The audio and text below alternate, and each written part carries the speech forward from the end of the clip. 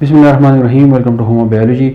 د کلاس 4 ساينس چې د سرکاري سکولونو دغه 32 نمبر پیج پورې چې ما کړو نن زه تاسو ته د دې 33 نمبر پیج نه شروع کوم. په دې 33 نمبر پیج باندې یو ټاپک دی انیملز اینڈ देयर ایټینګ هابټس. د دې مطلب دا دی مختلف قسم ځناور دي، مختلف قسم انیملز دي، د هغوی د خوراک عادتونه.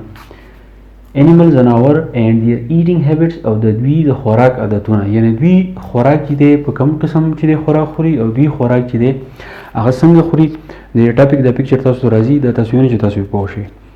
نو animals and their eating habits. There are 3 types of animals. وزمون سره کوم ځناور چې دي نو هغه 3 قسم دي. د خوراک په بنیاد باندې کوم د خوراک خبره وکړو، څوک چې دی واخه خوري او څوک چې دی غوښه خوري او څه پکې داسې دي چې هغه د غواخه او د غوښه چې د باندې خوري. موږ ځکه وایو چې دا ځناور چې دي نو د خوراک په بنیاد باندې دا زموږ سره 3 قسم دي. نو اولنې د هربیورز.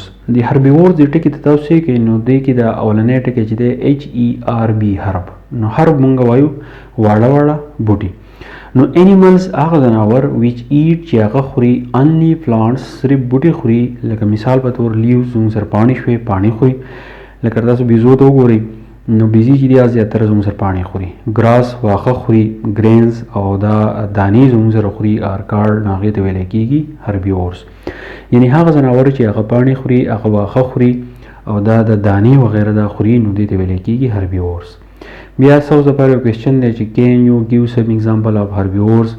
وایي تاسو د هربیورز اگزامپل یعنی د هربیورز مثالونه تاسو ورکولی شئ که نه. دا اوس تاسو نه تپوس کوئ چې زموږ سره هغه ځناور چې هغه واښه خوري او هغه چې دی پاڼې خوري او هغه د دانې خوري نو هغه ځناور چې دی هغه کم دي. ستاسو په دې بوک کې صرف 2 اگزامپل ورکړي دي چې یو ګوټ دی هغې ته موږ بیزه وایو او بل دی چې هغې ته چې دی اس ویلی کېږي.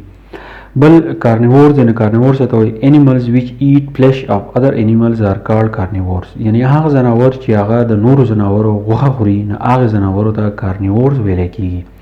د دې مثالونه څه دي؟ ټایګر د شیر یو قسم دی، لاین ببر شیر او ډاګ، سپی، کیټ، فیشو، ویل، غټ مهی چې زموږ سره کوم دی، ډالفین دا هم زموږ سره غټ مهی دی، مینی فیشز او نور داسې مهي.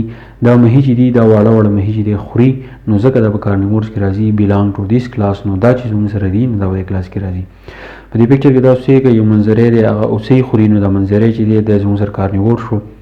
بیا مهی دی، غټ مهی دی، بیا چې دی دا وړکې مهی خوري نو هم زموږ سره کارنیور شو. بیا زموږ سره یو سپی دی او د په خوله کې چې د غوښه ده نو دا هم زموږ سره کارنیور شو. نو دا هغه ځناور دي چې دا ټول څه کوي، دا د بل ځناور غوښه خوري نو ځکه مونږ دې ته چې دی کارنیورز وایو. بیا زموږ سره دی اومنیورز. نو اومنیورز مونږ څه ته وایو؟ نو انیملز هغه ځناور ویچ ایټ چې هغه خوري بوت ټایپس اف فوډ چې هغه 2 قسمه خوراکونه خوري لکه پلانټس بوټي خوري اینډ فلیش اف انیملز او د نورو ځناورو غوښه چې دی هغه خوري آر کالډ اومنیورز. نو دې ته څه ویلی کېږي؟ دې ته اومنیورز وایي. یعنی هغه ځناور چې هغه بوټي خوري او د نورو ځناورو غوښه خوري نه هغه ځناور ته ویلی کېږي اومنیورز. لکه مثال دو ورکړل دی د چرګې. اهین ایټس پلانټ. اوس چرګه چې دا بوټي هم خوري، لیوز پاڼې هم خوري، ګرینز د دانې هم خوري، غنمو دانې، جوارو دانې، اینډ انسیکټ او د انسیکټس چې دی هغه هم خوري. چې اوس کله انسیکټ خوري په اساس کې دا دې زموږ سره مولخ وخوړل یا چې د پیشوګۍ وخوړل دا غوښه شوه نو دا زموږ سره ځکه دې ته ویلی کېږي اومنیور چې دا هم چې دی بوټي وغیره خوري او هم چې دی پاڼې خوري دا غوښه. کرو اوس زموږ سره چې دی کارغه شو. ایټس خوري آل ټایپس اف فوډ، هر قسمه خوراک خوري. او هیومن بینګز آر آلسو اومنیورز. نو کم انسانان چې دي نو دا هم په اومنیورز کې چې دی دا راځي. نو دا 3 قسمه انیملز یو هربیورز، کارنیورز او اومنیور. یو پیره ته بیا وایم چې هربیورز هغې ته وایي چې هغه صرف او صرف بوټي خوري، هغه ځناور چې هغه صرف بوټي خوري. کارنیورز هغه صرف هغه ځناور ته وایي چې هغه غوښه خوري او اومنیورز هغه ځناور دي چې هغه بوټي خوري او هم چې دی غوښه خوري نو هغه ځناور ته ویلی کېږي اومنیورز. انشاءالله میلاو شو د بلې ویډیو سره. تھینک یو ډېر مننه.